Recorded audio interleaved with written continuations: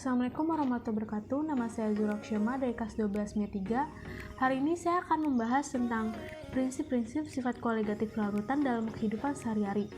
Pertama-tama, apa sih itu sifat kolegatif? Sifat kolegatif adalah suatu sifat dari larutan yang dipengaruhi oleh besarnya jumlah zat terlarut terhadap pelarut, terlepas dari identitas atau jenis zat terlarut tersebut. Nah, sifat kolegatif larutan dibagi menjadi 4, yaitu yang pertama ada penurunan titik beku. Jika kita mencampurkan suatu senyawa dengan pelarutnya dan kemudian mendapatkan larutan sebagai hasilnya, suhu untuk berubah fase dari cair menjadi padat akan berubah menjadi lebih rendah dibandingkan dengan senyawa murni. Hal ini dikarenakan energi yang berperan dalam proses pembukuan campuran akan menjadi lebih banyak jika dibandingkan pada senyawa murni.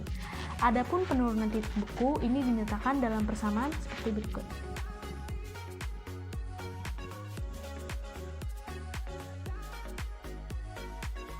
Yang kedua ada kenaikan titik didih. Dengan penambahan zat terlarut, energi yang dibutuhkan oleh sebuah larutan untuk berubah fase dari air menjadi gas lebih besar dibandingkan dengan senyawa pelarut murni yang menyebabkan titik didih akan mengalami kenaikan.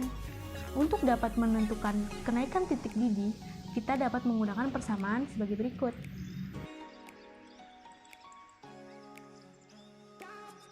Yang ketiga ada penurunan tekanan uap. Kecepatan penguapan pada berbagai cairan berbeda-beda. Tekanan uap adalah besaran yang digunakan untuk mengukur jumlah uap yang terbentuk pada permukaan cairan. Menurut Francois Mary Roth, tekanan uap sebuah larutan dapat dinyatakan dengan persamaan berikut.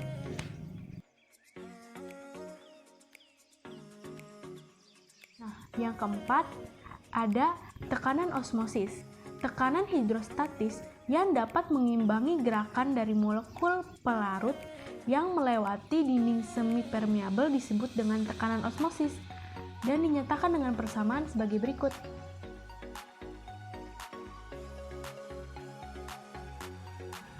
Lanjut kepada konsep dasar sifat kolegatif.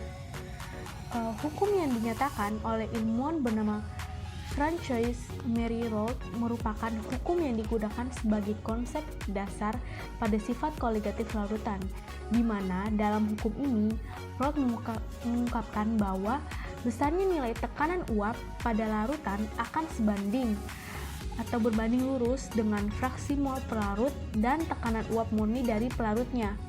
Hal ini dapat Roth simpulkan dari percobaannya saat menambahkan zat terlarut ke dalam air murni sehingga menyebabkan sulitnya air untuk melakukan penguapan sehingga kemudian jumlah uap air dalam permukaan larutan menjadi menurun.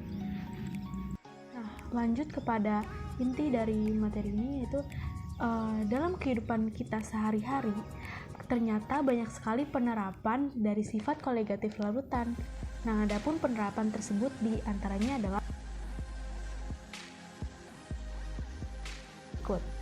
yang pertama, membuat campuran pendingin. Jika kamu pernah membeli es tradisional yang biasanya dijual menggunakan gerobak dorong, pasti kamu akan tahu bahwa rasa es tersebut berbeda dengan es yang sekarang bisa kamu dapatkan dari minimarket. Es tradisional seperti es serut dan es putar dibuat dengan mencampurkan kepingan es batu dengan garam dapur NaCl di dalam bejana atau tempat yang dilapisi dengan kayu. Pada proses pencampuran, es batu akan mengalami pencairan seiring dengan turunnya suhu campuran. Campuran bahan pembuat es tersebut kemudian dimasukkan ke dalam tempat lain. Tempat kedua ini terbuat dari bahan stainless steel yang dimasukkan ke dalam cairan pendingin sambal. Diaduk hingga campuran berubah fase menjadi padatan atau membeku. Proses ini adalah salah satu contoh penurunan titik beku.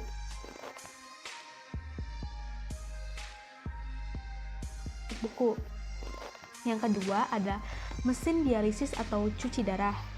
Para penderita gagal ginjal biasanya harus menjalani pengobatan berupa dialisis atau cuci darah, di mana molekul kecil seperti urea akan melewati membran semi permeabel dan berpindah ke dalam cairan lain sebelum kemudian dibuang.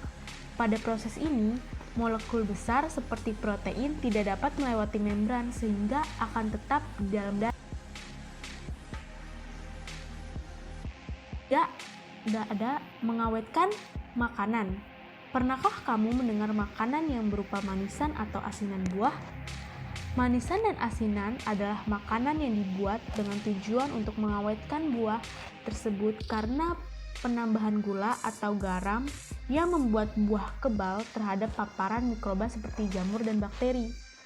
Proses pengawetan makanan ini merupakan salah satu penerapan tekanan osmosis dalam kehidupan sehari-hari.